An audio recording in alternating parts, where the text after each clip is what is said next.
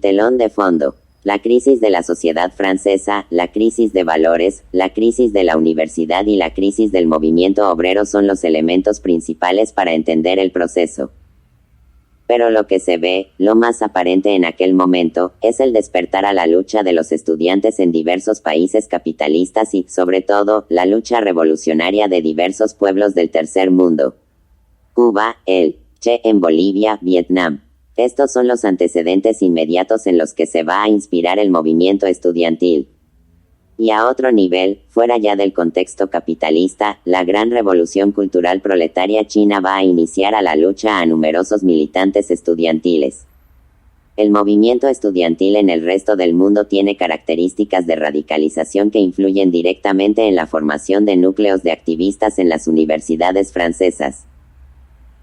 El ejemplo de Berkeley en 1964, con la lucha de los estudiantes por la libertad de expresión política en la universidad, en particular contra la guerra de Vietnam. La lucha de los estudiantes alemanes en Berlín, encabezados por el SDS, organización en la que militaba Rudi Dutschke y en la que participaban Ulrike Meinhof, Bader y el resto de militantes recientemente asesinados en la RFA, portador de la oposición al capitalismo y al imperialismo y que vincula la lucha contra la universidad burguesa a la solidaridad con Vietnam. Los métodos practicados por los probos H.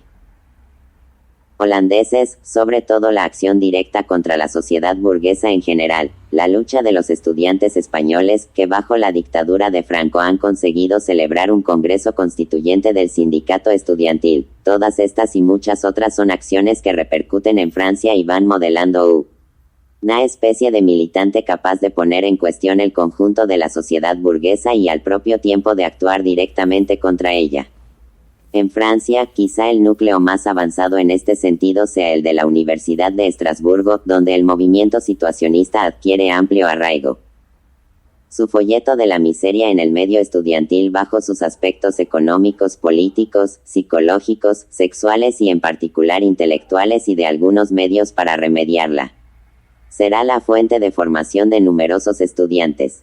Y en el otro aspecto, el internacionalista, reluce con especial fuerza la guerra del Vietnam. La agresión yanqui, el coraje y la capacidad de resistencia, defensiva y ofensiva, del pueblo vietnamita, unidos a la debilidad del apoyo soviético y sobre todo a la falta de combatividad de las campañas de la izquierda francesa, dan lugar a que la solidaridad con Vietnam sea la punta de lanza de un movimiento estudiantil combativo y de nuevo tipo. Ya sea en los comités Vietnam National (CVN) o en los comités Vietnam de base (CVB), animados por diversos grupúsculos en competencia entre sí, el hecho es que la agitación, la propaganda, los métodos de acción antiimperialistas se difunden ampliamente en el medio estudiantil y la lucha por Vietnam da lugar a la intervención activa de numerosos estudiantes contra la solidaridad pasiva patrocinada por el PCF. La contraposición entre la consigna Paix au Vietnam, paz en Vietnam del PCF y la de FNL, Vaincra FNL vencerá de los comités Vietnam, marca la tónica de dos maneras diferentes de entender la solidaridad internacional. Otro tanto ocurre con la lucha en otros lugares del mundo. La derrota del Che en Bolivia tendrá como efecto, en París, la celebración de mítines internacionalistas y de manifestaciones de alta combatividad que se suelen saldar con la quema de banderas yanquis y el enfrentamiento con la policía. A los gritos de Ho Chi Minh y Che Guevara, miles de manifestantes expresan su solidaridad combativa y atacan al imperialismo yanqui, con unos métodos de manifestación muy lejanos de los paseos borreguiles característicos del PCF. Al mismo tiempo, el impacto de la revolución cultural proletaria que tiene lugar en China ha dado origen a varios grupos de estudiantes que se dedican con ahínco al estudio del pensamiento maoísta y que crean grupos de estudio y de acción inspirados por esta ideología. Su centro de actuación principal será la École Normale Supérieure de París. Todo este abanico de actitudes, que expresan una nueva forma de entender la lucha política y que mantienen una politización militante de las facultades y campus universitarios, tiene su cristalización organizativa en lo que fue bautizado por el PCF como los grupúsculos.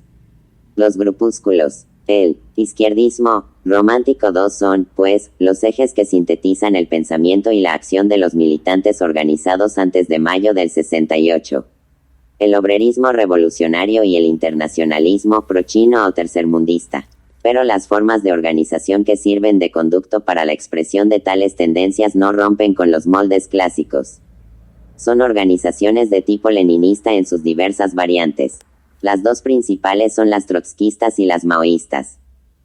Fruto de la crisis del PCF, reflejo de la desestalinización y de la inoperancia revolucionaria de los diversos partidos comunistas occidentales, los núcleos trotskistas minoritarios que habían mantenido viva la IV internacional en sus múltiples variantes. Frank, Lambert, van a ver revitalizadas sus correspondientes secciones con la afluencia masiva de jóvenes estudiantes, con un grado de combatividad elevado y una disposición a la acción muy superior a la de sus homólogos comunistas ortodoxos.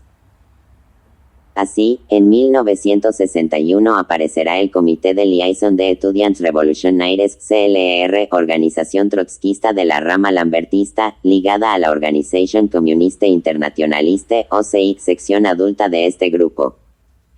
El CLR, tras una vida relativamente modesta, alcanza un amplio desarrollo en 1967 a 68, llegando a poseer en dicho año cerca de 11.000 militantes. En abril de 1968, el CLR se transforma en Federación de Etudiants Revolutionnaires FER, y con tales siglas intervendrá en los sucesos de mayo. A través de su órgano de prensa, Revoltes. Los militantes del CLR se esfuerzan por realizar movilizaciones centrales de la juventud, desarrollar la lucha reivindicativa estudiantil y criticar la traición de los dirigentes y burócratas del PCF. En política internacional critican tanto a chinos como soviéticos por estalinistas, así como a los tercermundistas.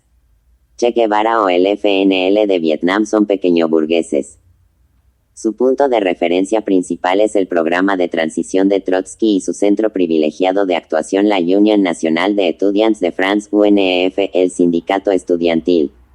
Con mayor vitalidad que el CLR y con una política marcadamente antiimperialista, la Jeunesse Communiste Revolutionnaire JCR, surgida de una escisión en la Union des Étudiants Communistes UEC del PCF en 1966, y encabezada por Alain Krivine, E.C. Joshua, Henry Weber y Daniel Benside, se entronca con otra ala del trotskismo, Frank y el Parti Communiste Internationaliste PCI, y tienen entre sus apoyos principales a la figura del comunista revolucionario belga Ernest Mandel.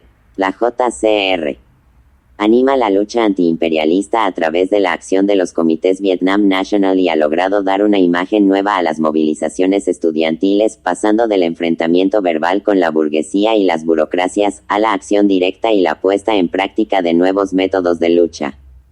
En el terreno internacional, la JCR apoya sin vacilar la lucha de los pueblos por su liberación y critica la burocratización de los regímenes tanto chino como soviético. Asimismo, toma parte en la Conferencia de Bruselas, el 11 y 12 de marzo de 1967, donde se reúnen organizaciones revolucionarias de todo el mundo, tales como el SDS alemán, el colectivo Falche Martello italiano, la Jeune Garde Socialiste belga y otras, entre ellas los Étudiants Socialistes Unifiés, subsección estudiantil del PSU francés, que también participará activamente en las jornadas de mayo.